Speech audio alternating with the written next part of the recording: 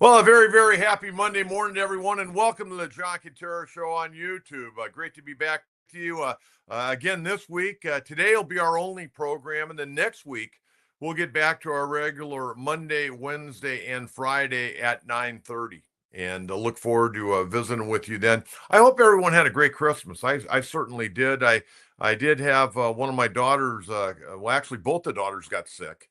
One was in Virginia visiting relatives with her two children and husband, and she got sick while she was in Virginia. And then my daughter that was back home here, her four kids and husband, we spent some time with them, but then she got sick. So it kind of stymied our Christmas day. But overall, a great holiday and very happy to be with you. We got so much to talk about. I can't begin to tell you during the course of the week, only doing the one show last week, there were so many things that were going on this week that I go, man, I wish I had a podcast today. Or I wish I had a podcast tomorrow. But we worked it out this way, give everybody a little bit of a breather, myself included. Sammy Long, Alan Sleewa, everybody needs a little time off and spend time with the family or get out and do whatever you can. But we're back at it. We got a lot to cover today. Hey, by the way, today is LeBron James' 40th birthday. So a very happy birthday to LeBron James. I know he missed the ball game on Saturday night in the win the Lakers had over Sacramento, but hopefully he'll be back later in the week against the Cleveland Cavaliers. But LeBron, 40 years of age, amazing. I remember watching him play as a senior in high school when his high school team came out, and he played at Pauley Pavilion all those years ago, and still going strong, still playing great basketball. Lakers are playing better as well. Okay, we got a lot to cover today, and we got a lot of things to cover. It's not just the local stuff. We got a couple of national things we need to talk about today. And again, I would say this: if you haven't subscribed to the channel, please subscribe. It doesn't cost a dime. And we're really looking forward to a big 2025. We're really looking forward to that. And we're getting closer and closer to Padres baseball. And we got some baseball for you today. But that'll be a little bit later on in the program. I want to get through a little college basketball, a little college football, a little NFL. Good wins on Saturday for the Chargers. Congratulations to them. They get into the playoffs. Rams are right on the cusp. Kind of an ugly win, but they'll take it on Saturday night at SoFi against Arizona, 13-9. And then we'll get to baseball. But we're going to start with the Aztecs.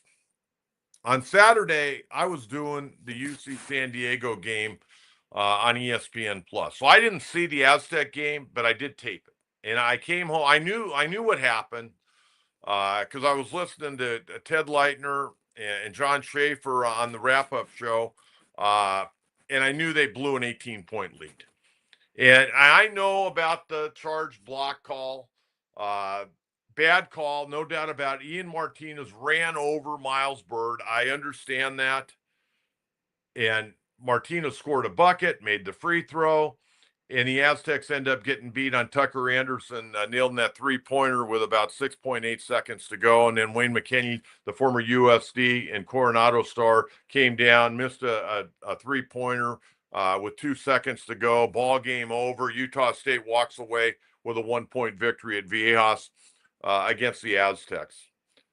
That stuff's going to happen, but the Aztecs are too good to allow Utah State to come in and come back from 18 points down. I know the Aztecs are a young basketball team, but I don't care how young you are. You work your way out to an 18-point lead, you got to figure it out. You can't allow that to happen. I mean, Aztecs now, they got to go next Saturday. They got to go up and take on Boise State, a place they haven't played very well the last few years, last several years, in fact. Leon Rice, a good coach, 15th year, done a great job up there. Now, Boise State on Saturday, they narrowly escaped up in San Jose against San Jose State. They won 73-71, but they're 10-3 right now, and they're 2-0 in the Mountain West Conference.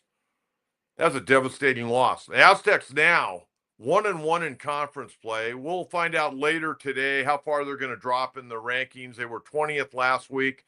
I don't know. Maybe they'll stay at 24, 25. Very likely could be back out, but that's not the worst thing. And we don't really care about the rankings right now. You need to put W's on the board. And that was a devastating loss on Saturday. Bad call. There's no doubt it was a bad call. I mean, you know what? There's three officials.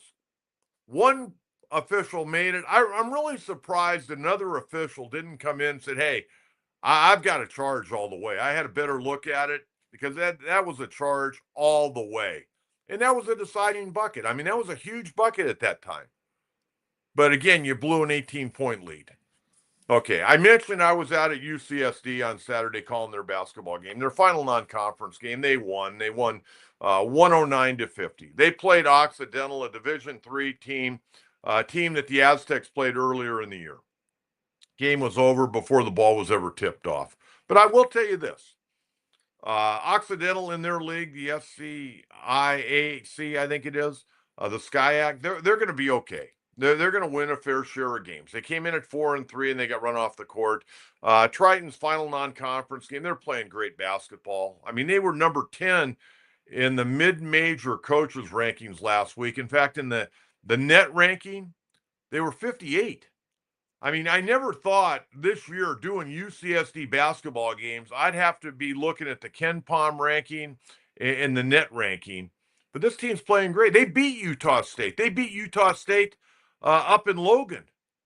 I mean, this is a legit basketball team. They gave the Aztecs a lot of trouble early in the season. This is a good basketball team. Tyler McGuy, a fantastic player. He was the Lou Henson National Player of the Week last week. Not mid-major player of the week. He was the Lou Henson National Player of the Week, along with being the Big West Player of the Week. Yesterday, all he did was go out and knock down 8 three-pointers. In fact, he leads the nation in three-point shooting. Got 58 three-pointers on the year. I mean, Hayden Gray, their point guard out of Santa Fe Christian, leading the nation in steals right now. I mean, they got a fantastic basketball team. They got a fantastic head coach in Eric Olin. He's put together an incredible staff. I mean, this is a legit basketball team. I mean, they got a good shot to get to the NCAAs this year. We'll see how they do in conference play. Conference is tough. And they're going to have to beat Irvine.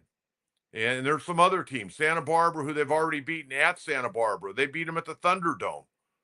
They've got some good road wins. I mean, they went on that road trip. They won at Idaho, which isn't an easy place to get to. Then they won in Logan, which isn't an easy place to get to. They came back and they beat USD in kind of what you'd call a trap game. It would kind of grind it out a 77-71 victory that night. But this team's good. I mean, they're 12-2 right now. And they got 2-0 in conference play already. And then USD on Saturday, they went up to the Intuit Dome, and they played in the West Coast Hoops Showdown, got beat by Grand Canyon 68-55. This is Steve Lavin's third year there. And he's having all kinds of problems trying to get this program rolling. I mean, I don't know how much longer they're going to give him. I know they've gone through Bill McGillis. They got a new athletic director. They've got some new things going on in the athletic department up there. But this is his third year. And they're going backwards rather than going forwards. And I love Coach Lavin. I thought it was a great get. But with transfer portal guys coming and going, lost a lot of players, a lot of talented players from last year went out the door. And who knows this year? They're 3-10 right now. They play tonight against Pacific. Pacific's not great. They're 5-10. We'll see what gives, but they got beat by Grand Canyon. We know Grand Canyon's good, but 3-10 on the year. They've lost 6 straight. Not good. Okay. I was one of the only members of the San Diego media to go to the Holiday Bowl, the DirecTV Holiday Bowl last Friday. And I was like a little kid in a candy store. I've been going to these games for years. I love them. I'm a big fan of Mark Neville and Rick Schloss, who put this game on.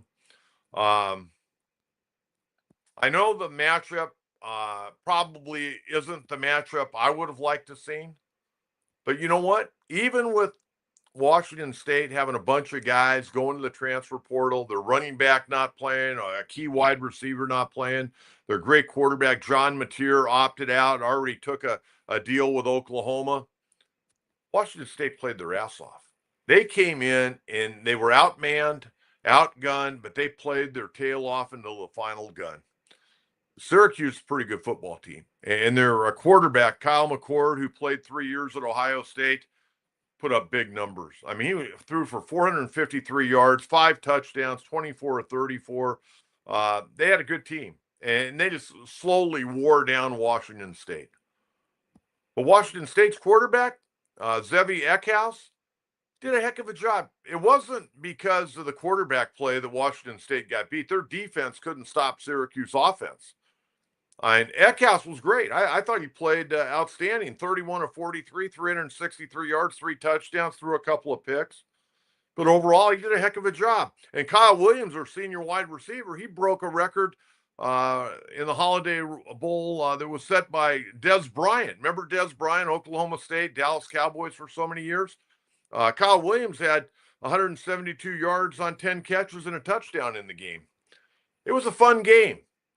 The thing that really griped me, and I mentioned, I was really the only media member, along with my former producer, Braden Soprano, and Braden came as a fan, didn't come as a media member. It used to be you would have all the media guys would show up to the Holiday Bowl. And it was like a get-together. You'd see everybody. Now we had Jay Paris was there. Bernie Wilson had a nice retirement cake for Bernie. He's retiring from the AP after 40 years on January 3rd, and we're going to have him on a podcast and talk about what it was like covering San Diego for all those years. A lot of those years I worked with Bernie. I met Bernie in 1994. We were covering the Chargers together. That happened to be the year the Chargers went to the Super Bowl. We got a lot of great stories. He's got a lot of great stories, and we're going to get him on the podcast in the first week that we get back in January. But aside from that, no other radio or TV guys in the press box during the game. I mean, I realize people have families and they have lives, and I've sacrificed a lot of my life to go to sporting events and try to bring information to all you fans out there. But man, the Holiday Bowl, but sports in general in this town, people just don't go. I mean, the media guys in this town, there's a high percentage of them, and I'm not going to name who they are. They know who they are. But there are a lot of guys in the media in San Diego that are flat out lazy. And then there's some really good guys that, get out and do as many things as they possibly can with their work schedule and their family. But this town has gotten lazy when it comes to sports. I think the newspaper guys, they hustle. I mean, whether it's our buddy John Maffey or Mark Ziegler or Kirk Kenny or Bryce Miller, those guys get out, man. They work at it. Tom Krasovic. I mean, those guys are working. They do a good job. And I said this to my wife the other day. I go, man, I can't believe how lazy the media has gotten in San Diego. And I think some of the fans have gotten lazy too. But I think the media has gotten extremely lazy. There are a lot of great stories other than just the Padres and Aztec basketball. There are a lot of great stories in this town, and they're not necessarily being written about. I bring up John Maffey because I think John does an incredible job of covering high school sports. And he has stringers, and they get out and get work done. But, there are a lot of great stories, a college story. I see Bill Centers starting to write some things for the Union-Tribune. But like TV, radio, they can put some of the local coaches on if they're not associated with the Padres or the Aztecs. A lot of people, they get into a comfort zone. I know this because I worked in the industry for many years. A lot of guys are just comfortable. But my wife said to me when I was complaining about how lazy some of the media is, she goes, well, you know what, John? They get away with it because nobody calls them out on it because their bosses are probably lazy. And I would agree with that. But the thing that really griped me the other night is a guy like Mark Neville and Rick Schloss, two of the most respected guys in this community, and their staff and their volunteer, they work 12 months out of the year for the Holiday Bowl. And, I think of all the Holiday Bowls at Qualcomm Stadium, where you had 50 plus thousand, 60 plus thousand. And then it went down to Petco Park, and you knew it was going to scale back, and it was in the 30s. Okay, the other night, the announced crowd was 23,920. That was the announced crowd. I don't know what the turnstile count was. But I'm going to myself, you go back to the 90s and early 2000s, or, even, back earlier than that. We're getting 56,000, 63,000. Well, they have, for that Texas A&M BYU game when Ty Detmer got both his shoulders blown out, I think there were over 63,000 fans there. And I know you can't get that number in at Snapdragon, but 23,300 and or 920, 23,920. I mean, I don't get it.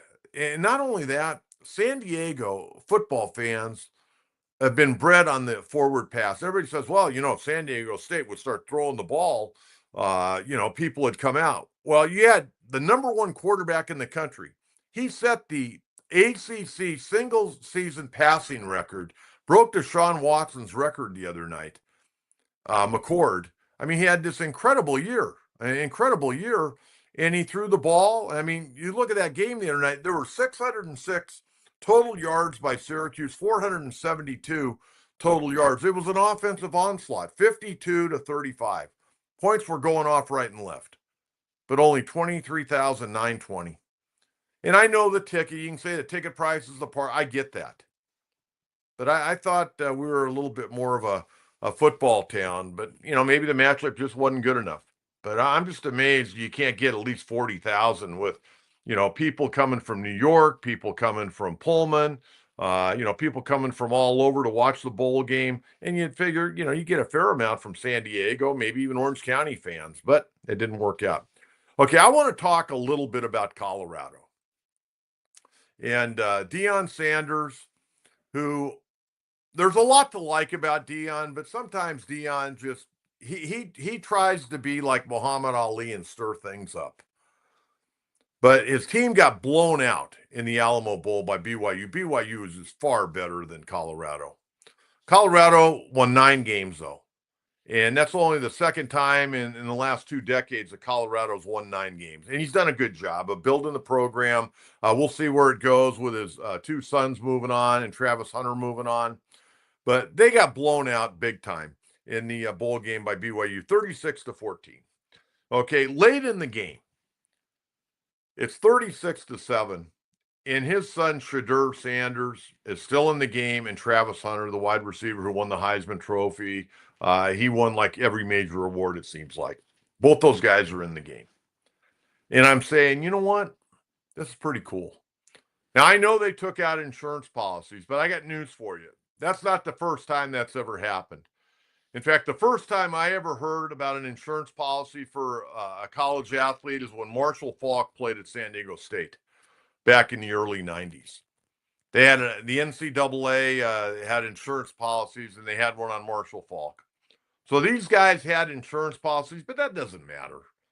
These guys like to play. I mean, Travis Hunter was playing on defense all night. He was playing on offense. I mean, that one catch he made for a touchdown was a great catch.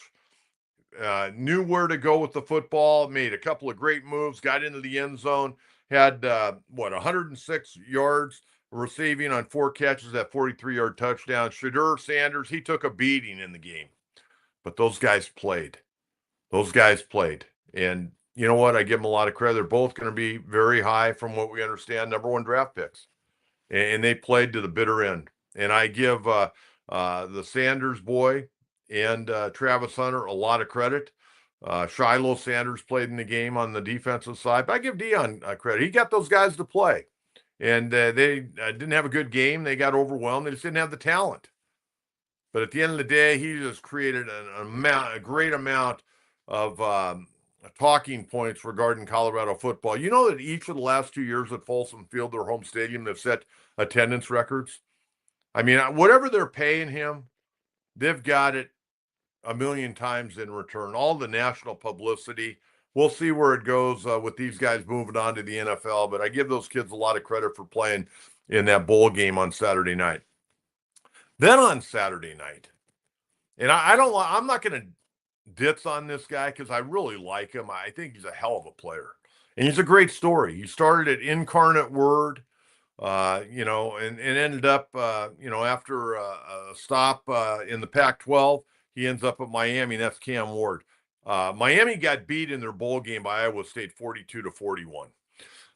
Cam Ward, a projected first-round pick, great athlete, went 12-19, 190 yards and 3 touchdowns in the first half. He broke the all-time NCAA career passing record. He finished with 156. He broke Case Keenum, the University of Houston quarterback's record of 155.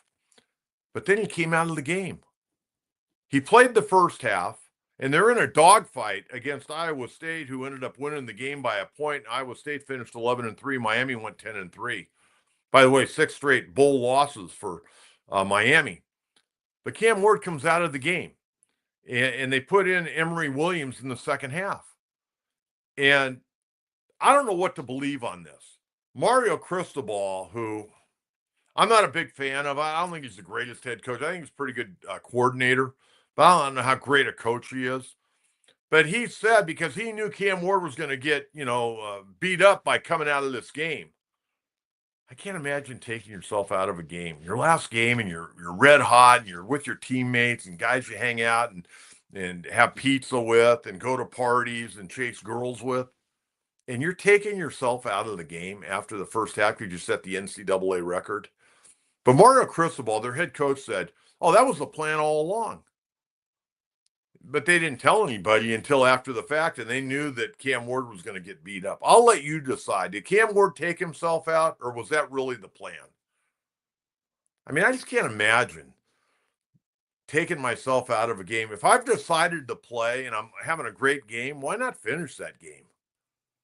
Cam Ward's fast enough to run away from anybody trying to tackle him anyways, but I'll let you decide on that one. The day after Christmas, I had breakfast with 3 guys. A guy by the name of Gary Bertolino, his brother Tom Bertolino, and a former PGA golfer, a great guy. Went to high school with all 3 of these guys. Jeff Hart. And a lot of you folks that are golfers and followed San Diego golfers, Jeff played for many years on the PGA Tour. He played on the Champions Tour, the old Seniors Tour. Great guy. All 3 of these guys are great guys. And Tommy Bertolino, we're talking about the NIL. And we're talking about different guys. I was talking about some basketball players I knew, what kind of money they got. We talked about some football players. We talked about John Mateer. And Tommy said to me, and I went to high school with Tommy and went to college with him as well. And he goes, John, he goes, I just can't see if you'd have been offered any money, not that I was good enough to be offered any money when I was in college basketball. He goes, if you were offered money in college basketball, I can't see you taking it. He goes, I know how you were and how you are and about loyalty. And I go, Tommy, I appreciate that. I probably wouldn't take it. I mean, if it's $200,000, $300,000, $400,000, you'd certainly have to think about it. I mean, you have to weigh, do you want to play one more season and have fun doing it, or go somewhere for $400,000 and maybe sit on the bench? And I love to play. I would not want to sit on the bench. I don't care if I was getting paid or not. I don't want to sit on the bench my last year of college basketball. And Tommy goes, yeah, I just don't see you taking that money. I see you being loyal and staying where you're at so you can get your playing time. And I go, Tommy, you're probably right. I go, but the thing that would probably nail that was I'm not sure my mom and dad will allow me to transfer, even if it was for the money. Even though as hard as my parents worked for money, my dad and mom were all about loyalty. And if people are good to you, you're good to them. And everybody's different. Everybody's being brought up in a different society now. I've always been a believer hard work pays off. I mean, really, really hard work pays off. But I thought that was a really interesting point. And I actually took it as a compliment from Tom. But having breakfast with those guys is great. Man, all these years later, having breakfast the day after Christmas, Tom and Gary Bertolino and all those guys have been successful, and Jeff Hart, it was a lot of fun. Really had a good time. Okay, I want to talk about college football. I can't wait till Wednesday. Wednesday night, New Year's Eve, we got one game, the college football playoff quarterfinal, 4:30. Well, I should say, tomorrow night. What was I thinking? I'm thinking ahead to Wednesday. Tuesday night, tomorrow, we've got number 6 Penn State, number 3 Boise State. Come on, Boise. Not a big James Franklin fan. I think Penn State, they're going to have their hands full with Ashton Jeanty. There's no question about that. But I would think Penn State would win this game. Right in the trenches. That's what I would think. Penn State coming in at 12-2. Boise State coming in at 12-1. The 3rd seed in the college football playoff. They're coming in healthy. And I hope Boise can win. But I think Penn State on both sides of the lines have an advantage, in my opinion. Okay, Wednesday, I mean, Wednesday is going to be unbelievable day of football, incredible day of football. You got quarterfinals, the Chick-fil-A Peach Bowl, 10 a.m. Number 5 Texas going against number 4 Arizona State. I think Texas wins this game. I think they can line up and just knock Arizona State off the ball. It's going to be a very physical game. I'd love to see Arizona State do some damage, but I just don't. And they're a great story. I just don't think they can beat Texas. And again, I think it's going to come down to the line play. The other 2 quarterfinals, New Year's Day Rose Bowl, 2:00. Number 8 Ohio State. Ryan Day still taking heat, even though they won their first playoff game, going against number 1 Oregon, Dan Lanning. You go back to October 12th at Oregon. Ducks edged Ohio State 32-31. Time ran out, or Ohio State could have tried a game-winning field goal attempt. I think Ohio State wins this football game. I think they win this football game at the Rose Bowl. It's going to be a hell of a game, though. I think Ohio State is just extremely focused. It's all about winning a national championship.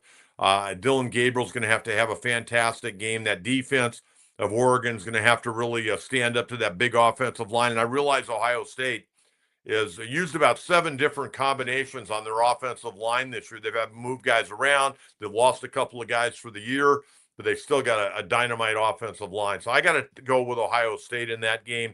And then the final, Notre Dame, Georgia. I'm going with Georgia. Notre Dame's a great story. Marcus Freeman's done a great job. I got to go with Georgia in that ball game. That'll be at 5:45 on Wednesday. Okay, got to mention the 2 NFL teams Saturday. Watched the entire Charger game before I went to do the basketball game. Chargers beat up on another also-ran New England 3-13. They've lost 6 straight. Chargers won at 40-7. They clinch a playoff spot, sitting in good shape. They'll be playing on the road, though. They'll be playing on the road. They're either going to Houston. Oh, actually, I think they can beat Houston. I don't think they can beat Pittsburgh in Pittsburgh. I know they played them tough earlier in the year, but I don't see it. Chargers, the 3 best wins they've had all year. They beat Atlanta. Atlanta, just barely over 500 right now. And you got the Broncos. They beat the Broncos twice. Those are their best wins of the year. I mean, they've beaten a bunch of teams that have 3 and 4 wins. And everybody's patting Jim Harbaugh on the back. You know what? That's great. They're going to get in the playoffs. And he's done a nice job changing the culture. Justin Herbert's a good player. They got J.K. Dobbins back.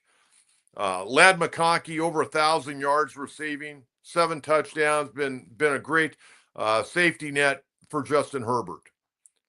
But the Chargers aren't going to win a playoff game. They could maybe beat Houston. If they beat Pittsburgh, I would be surprised. But they got a lot of work to do. I mean, they can't stop the run. Against good teams, they can't stop the run. So congratulations, they're in the playoffs. I'm sure the city of LA can't wait to throw a ticker tape parade for them. Everybody will come out and cheer for the Chargers. Hell, half of LA could give a damn if they're even there. And then in the nightcap on Saturday, the Rams eked out a 13-9 victory over Arizona. Stafford, 189 yards. Puka Nacua, 129 yards, 10 catches. Rams host Seattle Sunday. Seattle 9-7. Rams done a great job. I mean, they've done a great job sitting at 10-6. Done an incredible job. I think Sean McVay, he won't win it. I think Kevin O'Connell could win it possibly this year. There are a bunch of guys that are running for the NFL Coach of the Year. Okay, got to get to baseball. And I wish I could sit here today and tell you about who the Padres are going after and who they're planning on signing, but I got nothing. I got absolutely zippo. AJ Preller, I think, has his hands tied, folks. For the first time in his tenure as the general manager of the Padres, I think he has his hands tied as far as being able to go out and sign free agents. We need a left fielder. By the way, anybody heard anything about Profar? Anybody heard one word about Profar? I mean, early on we heard maybe he'll go to the Yankees, maybe he'll go to the Giants. Crickets on Profar. Maybe he ends up coming back. Maybe that market for Profar isn't as good as he thought it was going to be, and his agent thought it was going to be, and maybe he ends up back in San Diego. Are you going to give him a 3-year, $30 million deal? I would give him I would give him a 2-year deal at $8 million a year. That's what I would give him. $8 million. I think that's fair. I don't ever expect him to do, again, what he did this last year. He's a 245 career hitter. He hit 280 in his 11th year in the big leagues. Maybe he's found the fountain of youth. He's not that old to be 32 years of age. Good guy, great clubhouse guy, plays with fire. I even heard a rumor, and I can't believe it. I heard a rumor the Dodgers were interested in him. Can you believe that? Can you imagine Profar wearing a Dodger uniform? And by the way, how many more guys are the Dodgers going to sign? They finally got Teoscar Hernandez. They gave him a 3-year, $66 million deal. That's a hell of a deal for both guys. He's making money, 32 years of age. They got him on a 3-year deal plus a club option for $15 million in 2028. And you know what? If they don't bring him back in 2028, they give him $6.5 million and then a buyout. And once again, the Dodgers, they did deferred money. They deferred $23.5 million, and they gave him a $23 million signing bonus. The Dodgers have so much money deferred. They've got over $1 billion of deferred money. But you know what? They're putting that in an account, and they're going to actually make money on that account. These guys have it. They've got it wired up there. They get over $300 million a year in TV revenue before they ever sell one ticket or one Dodger dog or parking. Can you imagine the amount of money that organization is bringing in with the Kershaw jerseys, the Ohtani jerseys? I mean, it's unbelievable. It's a cash cow. I never heard of anything. I mean, the Yankees, what do the Yankees get? Like $124 million a year for their TV, and the Dodgers are getting over $300 million a year. And you know what? More power to the Dog, man. They go out and spend a lot of that money. They put it back into the ball club. They want to win. Padres right now, they're trying to get their ducks in a row. They got a new team chairman coming in, John Seidler, as soon as he's approved by Major League Baseball, taking over for Eric Katsenda. And like I said in the last podcast, I don't expect anything to change. I mean, they've got what they've got. And I hate to say it, but Dick Monfort, the owner of the Colorado Rockies, almost 2 years ago said, how are they going to sustain that? And we all laughed at him. Well, they haven't sustained it. They've had to go backwards last year, and it looks like we're going backwards again this year. We're going to have to trade some players to go backwards. So you got that. And then if Teoscar Hernandez wasn't a blow to the Padres, bringing him back, now there's stories out there that Nolan Arenado's holding out. And, he already nixed that one deal to go to Houston. He didn't want to go there. And reports out of St. Louis from the St. Louis Reporters are saying he wants to wait until the Dodgers tell him, no, we're not going to take you. So he's still out there hoping to become a Dodger. And the Dodgers have some surplus parts. I mean, what are they going to do with James Outman? What are they going to do with Chris Taylor? I mean, Chris Taylor, they may have to eat some money to move Chris Taylor. I can't imagine Chris Taylor being on the Dodgers again this next year. And, if they move those guys and they're trying to bring in Arenado, that means maybe Max Muncy goes out the door. But Nolan Arenado wants to be a Dodger. He don't want to be an Angel, even though he's from Orange County. He wants to be a Dodger. He's been wanting to be a Dodger since he was with the Colorado Rockies. So we'll see what ends up happening there. And then, out of nowhere, and I mean out of nowhere, we thought Corbin Burns was going to the Giants. He ends up with the Diamondbacks. And he gets a beautiful deal there. 6 years, $210 million. And then you take a look. I mean, this guy's a workhorse. He's a throwback pitcher. 32 starts last year with Baltimore, 15-9, a 2.92 ERA, and 32 starts. And then I went back. After I saw that, I'm going, I got to look at their rotation. And they got Zach Gallen, who was 14-6 a year ago. Merrill Kelly, who missed most of the year. He made only 13 starts, but he was 5-1 with a 4.03 ERA. Brandon Pfaadt, a high ERA of 4.71, but 11-10. Jordan Montgomery, who was miserable, and I think they're still trying to trade him. He accepted his option because he was so bad. He knew nobody had given him the same amount of money. And Ken Kendrick, their owner, ripped him. And then they had to go back and apologize to him. But they're trying to move him. He was in awful shape. As bad as Blake Snell was when he signed last year, Jordan Montgomery was 10 times worse. Out of shape, couldn't get anybody out. Ended up the year, believe it or not, 8-7, but he had a 6.20 ERA. Big left-hander. Now, you figure he's got to be better one way or the other. Number one, he'll be in the training camp on time. And then they had Ryan Nelson, who out of nowhere, 25 starts, 10-6, and a 4.24. And you got to remember, when you take a look at the ERAs of the Arizona guys, they're playing in a bandbox ballpark. That ball flies, and the infield's really hard. I'm not so sure that ballpark isn't a better hitter-friendly ballpark than Coors Field is now. I really believe that. But, I wish I had more Padre news for you, but I don't. And, we've got our message board underneath on YouTube. Write me a message.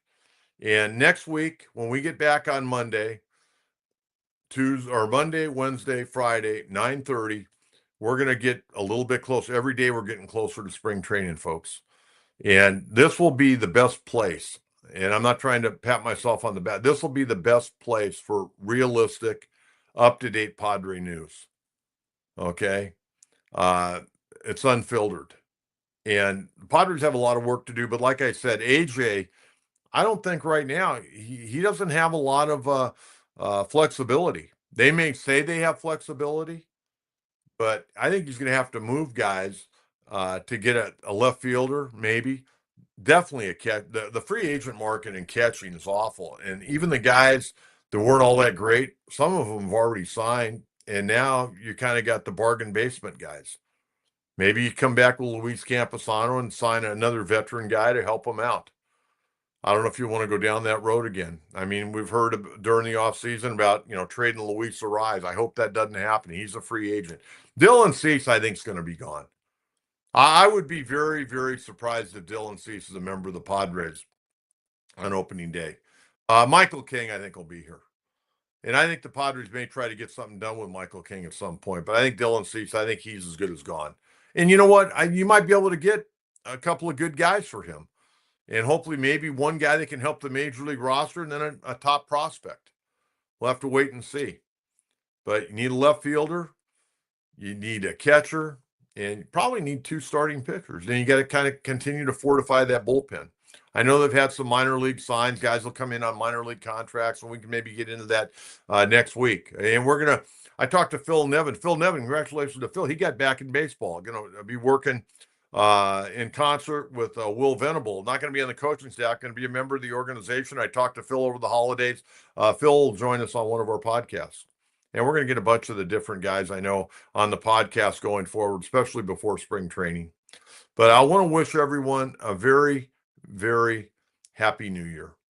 We started our podcast in May. It's gone very well. Again, I'd ask you to subscribe. Doesn't cost anything. Just subscribe, hit like. And again, you can put comments at the bottom of our page. You can also follow me on Facebook at John Kentera and on X at Coach Kentera 44. And I try to return each and every one of your messages on Facebook and on X. And from time to time, we'll throw up some of your questions or comments on our show. But again, we'll only have this show this week. And then next week, we'll come back and we'll start Monday, Wednesday, and Friday at 9:30 in the morning. But a very happy New Year to everyone. Thanks so much for being loyal to me. I'll look forward to talking with you again next Monday. Bye-bye.